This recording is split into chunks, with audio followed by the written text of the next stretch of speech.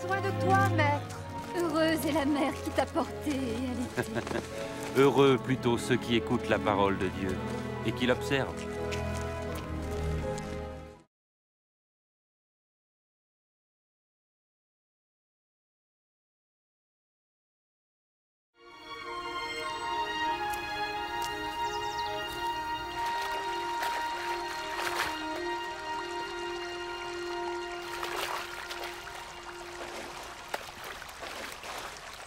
Apprends-nous à prier, comme Jean l'a appris à ses disciples. Quand vous priez, dites « Notre Père qui es aux cieux, que ton nom soit sanctifié, que ton règne vienne, que ta volonté soit faite sur la terre comme au ciel. Donne-nous chaque jour notre pain quotidien. Pardonne-nous nos offenses, comme nous pardonnons aussi à ceux qui nous ont offensés. Protège-nous contre la tentation et délivre-nous du mal. »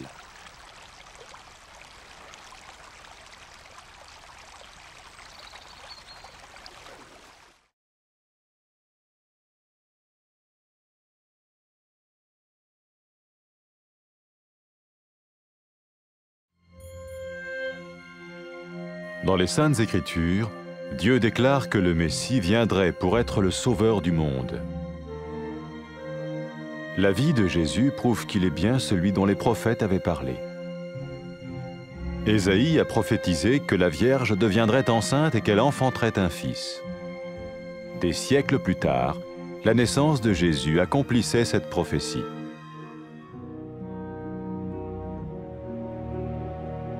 Les Saintes Écritures déclaraient que le saint à naître serait appelé le Fils de Dieu. Cela signifiait que Jésus serait le Fils de Dieu au sens spirituel et non au sens physique. Nous le voyons par sa manière de vivre. Il a guéri des malades, il a pardonné leurs péchés, les a ramenés à Dieu et leur a promis une place dans le royaume éternel de Dieu. Il s'est offert lui-même en sacrifice pour le péché à leur place. Puis il est revenu à la vie, victorieux sur la mort selon le plan de Dieu. Jésus a dit « Personne ne me prend la vie, mais je la donne de ma propre volonté. » La vie de Jésus n'a pas seulement accompli les écrits des prophètes, mais elle a aussi confirmé la vérité de la sainte parole de Dieu. Les prophètes avaient écrit « Ta parole, ô mon Dieu, est parfaite, elle dure à toujours. » Jésus lui-même a dit « Le ciel et la terre disparaîtront, tandis que mes paroles ne disparaîtront jamais. » Jésus est venu pour nous donner la vie dans toute sa plénitude. Et quand l'homme a désobéi à Dieu dans le jardin d'Éden, il a choisi sa propre voie et ses actions l'ont séparé du Créateur.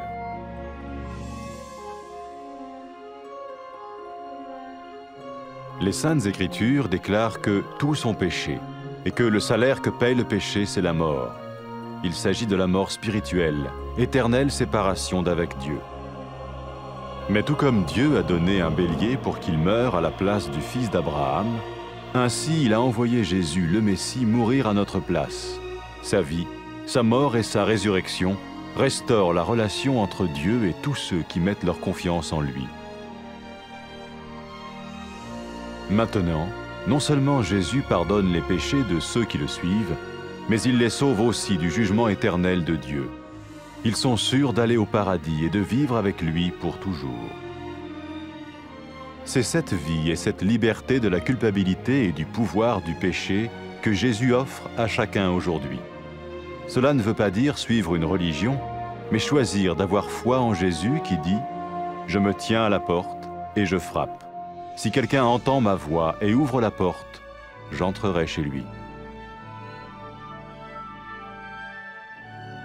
Cela veut dire se tourner vers Dieu et croire que Jésus vient dans nos vies pardonner nos péchés et nous rendre tels qu'il veut que nous soyons.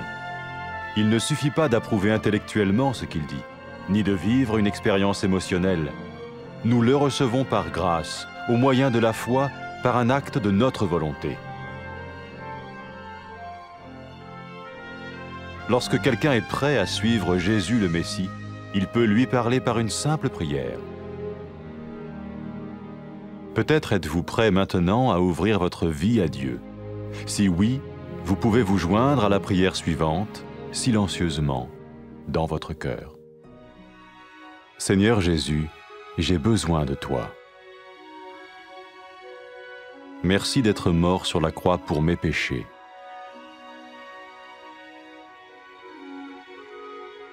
Je confesse mes péchés et je m'en repens.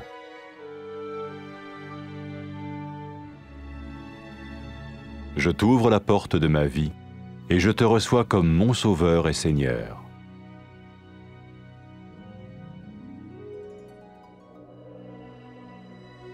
Merci de me pardonner mes péchés et de me donner la vie éternelle.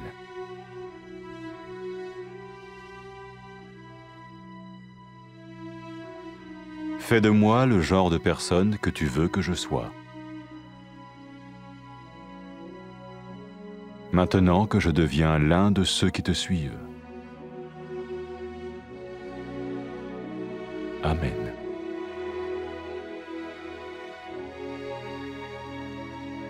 Jésus a dit à propos de ses disciples, « Mes brebis écoutent ma voix, je les connais et elles me suivent. » Pour expérimenter la vie en abondance promise par Jésus, ceux qui le suivent parlent à Dieu chaque jour dans la prière et lisent ou écoutent sa parole.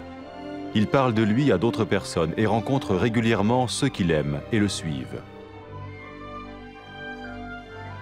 N'oubliez pas sa merveilleuse promesse.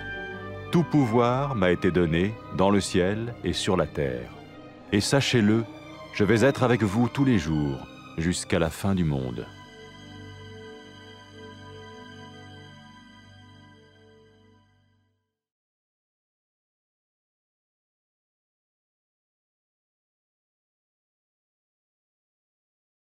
Безнең белән бул.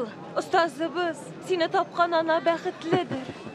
Allah sizin tınlauşılar, hemen ötevşiler, bəxtli.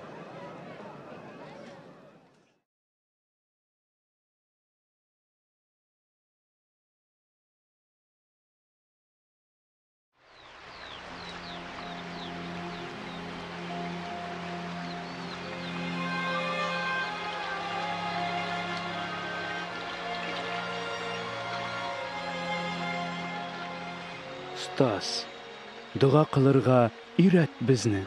Siz бұлай итеп, дұға қылығыз, атабыз, исемің изге деп, иқрар етілсін, патшалығын келсін, бізге күн сайын күндәлік ризығыбызны бер.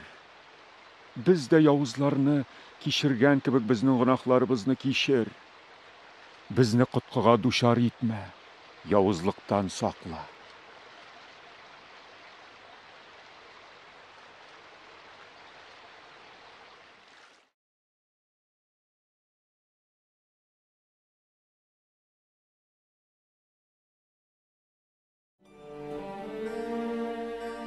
Аллаһы Тәгалә изге язмада кешелекне коткару өчен Мәсихнең җиргә киләчәген дөньяга белдерде. Гайсаның тормышы аның борынгы пәйгамбәрләр сөйләгән зат булуын ачык дәлилли. Ишагия гыйфәтле кыз авырга узып угыл табачак дип пәйгамбәрлек иткән иде. 100 еллар үткәч Гайсаның тууы бу пәйгамбәрлекнең үтәлүе булды. Ул изге зат Аллаһ Тәгаләнең рухи улы дип аталачагы турында да белдерде изге язма. Гайсаның тормышыннан без нәкъ шуны күрәбез дә. Авыруларны сауыктырган, гөнаһларны кичергән, Аллаһ Тәгаләнең мәңгелек патшалыгында иминлек алсыннар өчен кешеләрне аның белән килештергән. Гайса кешеләр урынына аларның гөнаһлары өчен үзен курбанга китергән һәм үледән терелеп торган. Минем тормышымны миннән бер кем дә ала алмый. Мин аны үз ихтиярым белән бирәм дигән Гайса. Гайсаның тормышы пәйгамбәрләр язганның, Аллаһ Тәгаләнең изге сүзенең хак булуын исбат итте. Пәйгамбәрләр Худайның сүзләре саф, Худайның сүзләре күкләрдә мәңгелеккә расланган дигән. Гайса үзе әйткән, күк һәм җир юкка чыгачак, әмма минем сүзләрем юкка чыкмаячак. Гайса безгә тулы камил тормыш бирү өчен килде. Жәннәт бакчасында кешеләр Ходай әйткәнчә түгел, ә үзләренчә яшәүне сайлаганга күрә Аллаһдан аерылган иделәр. Изге язмада барсы да гөнаһ кылдылар. Гөнаһ өчен җәза үлем дип язылган. Бу Аллаһ Тәгаләдән мәңгелеккә аерылган булуны, рухи үлүне аңлата. Ибраһим угылының үлемен үз өстенә алу өчен бәрәнне җибәргән сыман, Аллаһ Тәгалә Гайса Мәсихне безнең урынга үләргә дип җибәрде. Гайсаның тормышы, үлеме, үледән терелеп торуы Аллаһ һәм Аллаһыга ышанучылар арасындагы мөнәсәбәтләрне яңартты. Гайса артыннан баручыларның гөнаһлары кичерелде, алар Аллаһ Тәгаләнең мәңгелек хөкеменнән коткарылды.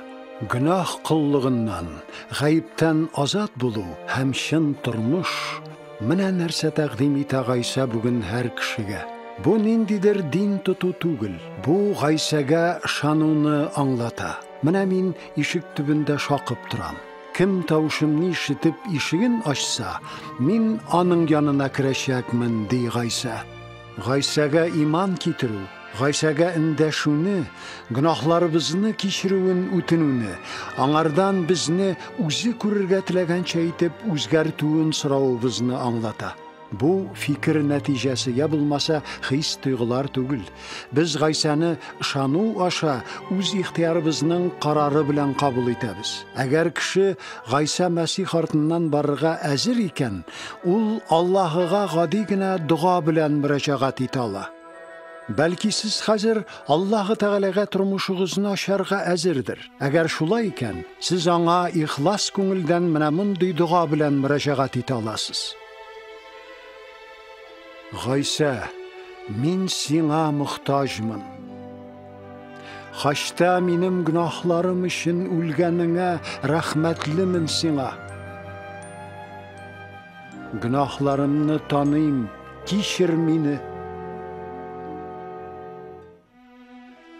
Мин сине коткаручым һәм тормышымның хуҗасы итеп чакырам.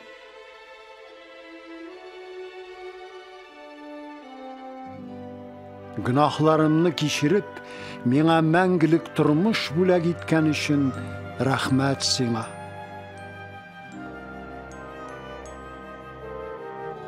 Мине нинди кеше итеп күрергә телисең, шундый итеп үзгәрт. Чөнки хәзер мин синең артыңнан барачакмын.